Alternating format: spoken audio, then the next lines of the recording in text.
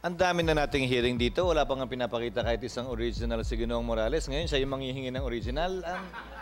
Kung ano man ng kopya meron si Senator Jinggoy, baka naman sapat na po yun dahil nakakatatlong hearing na po kami na picture lang ng Xerox ang pinag-uusapan po namin at pinagbibigyan po namin ng panahon.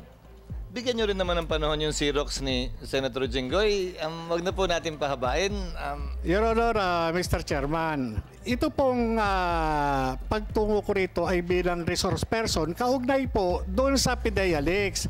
Patungkol po doon sa... Your Honor. Okay na yan, that's given. But please answer the questions because Senator Jinggoy is trying to establish yung credibility mo as a resource person or as a witness. Kaya please answer the questions properly. Thank you. Mr. Chairman, the point is, so as not to cause undue delay, kasi hanapin yung original, again, can the resource person kindly comment on the photocopy given by Senator Jinggoy, or yung copy niya na photocopy, hindi original? Because that's what we've been doing all throughout this time anyway. So, baka naman, unless malabo po kung malabo, kuha tayo naman sa maliwanag na kopya. Mr. Chairman, Your Honor, mabigyan man lang sana ako ng pagkakataon na ma-examine mismo yung dokumento. Dahil ito po ay nagtutukoy doon sa akin. Paano ngayon kung tanungin naman tayo ng aking mga kasamahan na pwede niyo mabigyan ng hard copy, yung nakakalat ngayon sa social media na mga dokumento na nagiging sinasabi ng PIDEA Leaks. Kung hanapan tayo niyan, hindi rin tayo makaproduce. Ikaw hindi ka makaproduce. Sino pang involved dito? Maharlika. Damor hindi makaproduce. Maharlika. Siya nagpakalat niyan. Wala siya dito sa Pilipinas. Paano ngayon kung hanapan tayo ng record? And I have already, as I have said, I have already ruled and have given my opinion on that particular document na talagang totoo yan dahil hindi yan lalabas kung walang original na kinuna ng Xerox copy. So, ganoon na rin nangyari sa papilis ni Senator Jinggoy. Your Honor, Mr. Chairman, ako po ay pinakitaan ng isang dismissal order kahit po wala yung twin due process. Katulad po niyan, sinasabi nung nakaraang hearing, pinakitaan po ako ni General Lasso ng isang special order na hindi ko alam na ako ay sinasabi dismiss. Pero Your Honor, hindi ako naka-avail o naka-attend man lang doon sa pre-charge. Walang patawag. Wala po yung twin due process na dapat ay nakamit ko. Kaya itong sinasabi ngayon na PDS na allegedly ay gawa ko at sinubmit ko, Your Honor, Mr. Chairman, dapat ko rin malaman at ma-examine kung ano itong nakalagay dun sa dokumento mismo. Sapagkat yung pre-ops at saka authority to operate, ito po yung parte ng trabaho ko, Your Honor, bilang investigador. Ito po yung personal na kaalaman ko na may kaugnayan noong 2012. Kaya po, nung pinakita nyo po sa akin yung dalawang klase ng dokumento at tinanong nyo ako dun sa memorandum na inisyu ng March 10, 2012, ito po ay aking kinilala sapagkat alam ko sa sarili ko na ako mismo ang gumawa at ito ay ginawa noong panahon na nandun po ako sa PIDEA. Yun po, Mr. Chairman, Your Honor. Mr. Chair, itong hawak kong PDS, it is already certified photocopy. Sinertify ito ng PIDEA. So I don't think we still need to have the original copy we submitted before this committee. With the permission of Senator Mr. Morales, pakiusap na po. Tatlong hearing na po tayo, di ba? Ulitin ko litrato lang ng Xerox itong lahat ng to nagsimula. So maaari naman po mapagbigyan nyo naman si Senator Jinggoy. Actual na Xerox to, na certified copy pa na pwede nyo makita. Yung pinagbabasihan nga po natin ng pagdinig na ito, hindi nyo ma-produce yung original. Litrato lang nga po So, pagbigyan nyo na po para maka-andar na po tayo. Simple lang ho naman yung sagot Madali naman sagutin. Your Honor, Mr. Chairman, yun pong sinasabi ninyo na hindi ko ma-produce yung original. Talaga pong hindi ko po ma-produce. Hindi po yun yung tanong, Ginoong Chairman. Can the witness kindly just address what is being asked?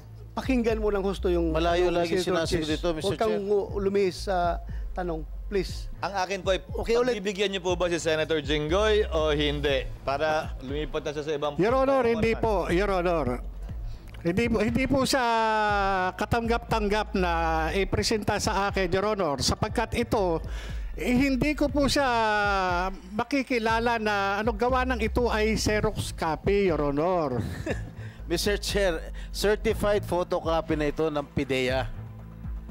So, PDEA, if that is certified true copy, meron kayong true copy doon sa files niyo. If that is certified by you as a true copy, so it should be a true copy from an original document. Excuse me. Your Honor, a certified true copy replaces the presentation of the original document. And the presumption is, mas magaling yung tokayo ko, si Attorney Francis dito, they perform their duties regularly. That they will not issue a certification unless there is a copy on file. That's why my point is it's unreasonable to be asking for the original because quite frankly, at least for purposes of the court, lalo na rito na relaxed rules of evidence tayo, na yung certified true copy, parang original na rin po yan. Yeah, yes. Kailangan pagdebatihan po yan. I don't disagree. I don't disagree Sagutin na lang with po kung ayaw nyo sagutin. Lipat si Senator Jinggoy sa ibang tanong. I don't disagree with that. Ang tinatanong ko lang is kinonfirm ko lang sa kanila na mayroong true copy yan dahil certified true copy man. Alangan naman hindi nyo certify kung walang totoong true copy yan. Di ba? So meron kayo sa copy nyo dyan na original document. So sino nag-certify? O since certified mo, totoong kopya yan.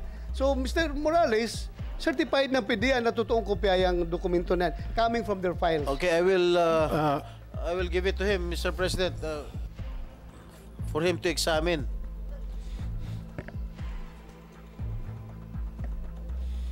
Buti nga kami, may Xerox ka, wala eh.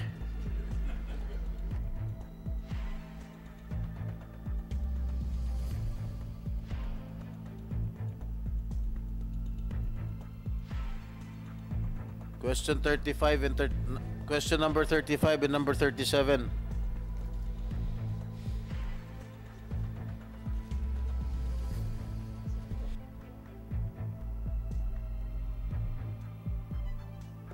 Your Honor, yung authenticity nitong dokumento na ito ay hindi ko mabibigyan ng ng Hindi, please stop pointing about authenticity dahil certified true copy na ngayon galing dito sa PDEA.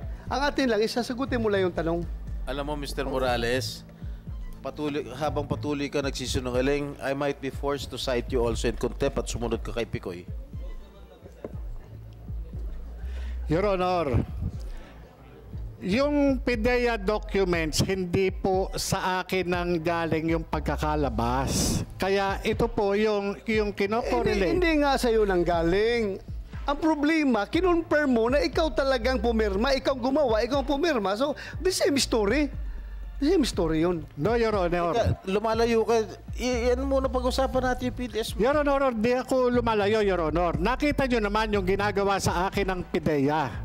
Ginagawan ako ng istorya. Magtitiwala pa ba ako dito sa liderato ng PIDEA kung sila mismo inilalaglag nila ako? Yung dokumento na ginawa ng 2012, hindi nga nila tinatanggap, Your Honor. Ito pa na hindi nila kayang gawin. Nagawa na nga po ako ng dismissal order para palabasin na ako'y dismiss. Pero wala man lang akong due process na ang lapit-lapit lang nung nabahay ko, Metro Manila lamang po. Imposible na hindi ako makatanggap ng twin notice rule na isinasaad doon sa due process ko. Tingnan nyo ito, napakadaling gumawa po ito, Your Honor, para lang masira yung credibility ko. Dali. Pwede bigyan mo sa akin yung papel? Tingnan ko. Ang mahirap dito, Mr. Chair, itong si Agent Morales, naniniwala lang sa sarili niya. Itong mga tiga-PIDEA, lahat ng mga resource persons dito sa PIDEA, pinasisinungaling ang lahat ng mga sinasabi nitong si Agent Morales. Naniniwala sa sarili niya, siya lang ang tama eh. Madali mo lang ito, Jonathan Morales. Napakadali ito eh. itong maliwanag ito na papel mo ito, PDS mo ito, Huli, dyan pa lang, Mr. Chair, huli na nagsisinungaling. papilis mo ito. Meron ka perma dito. It is a certified photocopy coming from PIDEA, if I understand. If my understanding is correct. Galing ba sa inyo yan, PIDEA?